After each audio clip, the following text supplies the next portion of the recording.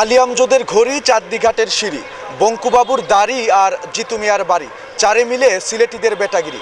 একসময় সিলেটবাসীর মুখে মুখে শোনা যেত নগরীর চার ঐতিহ্য সম্বলিত এই প্রবাদ বাক্যটি। সিলেট অঞ্চলে প্রবাদতুল্য একটি পংক্তির খুব প্রচলন ছিল। চাঁদনীঘাটের সিঁড়ি, আলী আমজদের ঘড়ি, জিতু মিয়ার বাড়ি, বঙ্কুবাবুর দাড়ি। এ পংক্তির মাধ্যমে সিলেটের পরিচিতিসূচক চারটি ঐতিহ্য তুলে ধরা হয়েছে। বঙ্কুবাবু মারা গেছেন সেই কবে, তবে বাকি তিনটি ঐতিহ্য এখনও টিকে আছে।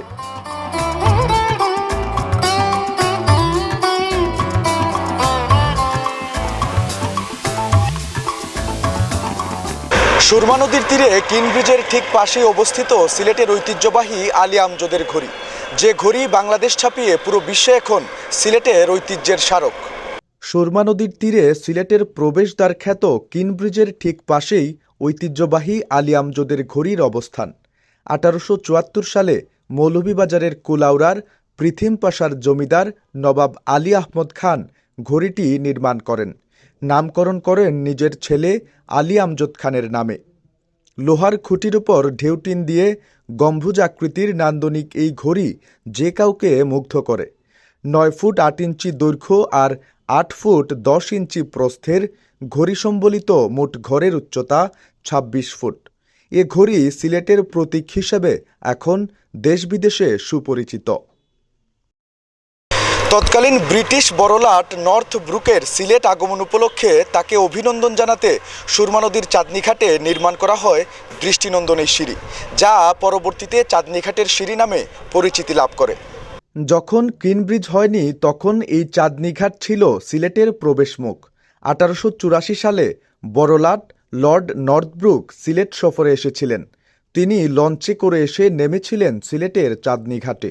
মূলত তার আগমনের জন্যই তখন সুরমা নদীর চাঁদনীঘাটে দৃষ্টিনন্দন দীর্ঘ সিঁড়ি নির্মাণ করা হয়। এটি চাঁদনীঘাটের সিঁড়ি। পরবর্তীতে যা গোসলসহ সব ধরনের নিত্য প্রয়োজনীয় কাজ এবং সনাতন ধর্মাবলম্বীদের প্রতিমা বিসর্জনের স্থান হিসেবে ব্যবহৃত হয়ে আসছে। প্রয়াত বঙ্কুবাবু ছিলেন সিলেটের একজন প্রসিদ্ধ জমিদার। সিলেট সহ আশেপাশের এলাকা জুড়ে তিনি এবং তার দাড়িমুছের ছিল বেশ সুখ্যাতি। ব্রজগোবিন্দ বাবুর ছেলে প্রসিদ্ধ জমিদার প্রয়াত বঙ্কুবাবুর বাড়ি পরবর্তীতে যা সাধুবাবুর বাড়ি হিসেবে খ্যাতি লাভ করে।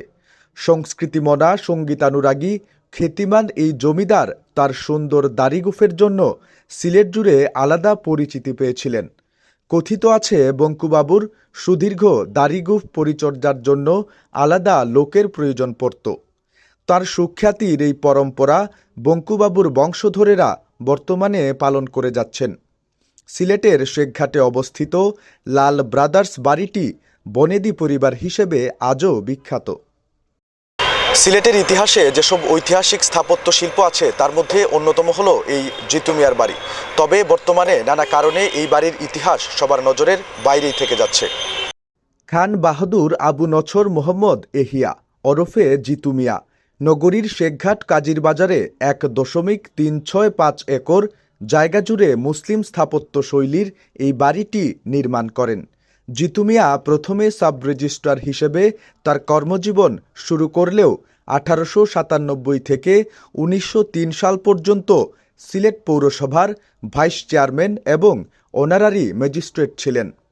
তৎকালীন সময়ে জিতু মিয়া সবচাইতে আলোচিত ব্যক্তি ছিলেন তার জাঁকজমকপূর্ণ চলাফেরার কারণে।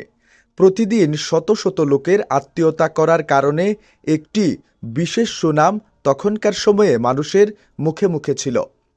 ভারতের জাতির জনক মহাত্মা গান্ধী, পাকিস্তানের সাবেক প্রধানমন্ত্রী খাজা নাজিমুদ্দিন, পল্লীকবি জসিমউদ্দিন, মুক্তিযুদ্ধের সর্বাধিনায়ক জেনারেল এমএজি ওসমানী, শেরেবাংলা একে ফজলুল হক সহ অনেক বরেণ্য ব্যক্তিত্ব জিতু মিয়ার বাড়িতে অতিথি হয়ে এসেছেন। 1924 সালে নিজেকে নিঃসন্তান উল্লেখ করে তার জমিদারি অস্তিত্ব চিরদিন টিকিয়ে রাখার উদ্দেশ্যে তার যাবতীয় সম্পত্তি ওয়াকফ করে রেখে যান জিতু মিয়া। বাড়িটিতে ঐতিহাসিক নিদর্শনগুলোর মধ্যে জিতু মিয়ার ব্যবহৃত আসবাবপত্র, কিলিওগ্রাফি করা পবিত্র কোরআন ও হাদিসের বাণী, কালো টেবিল, 20টি সাজানো চেয়ারের সভাকক্ষ এখনও আছে। বঙ্কুবাবু না থাকলেও বাকি 3টি স্থাপনা এখন পুরো বিশ্বে সিলেটকে উপস্থাপন করছে, দিয়েছে আলাদা পরিচিতি। নিবেন্দু তালুকদার, সিলেট ভিউ, সিলেট।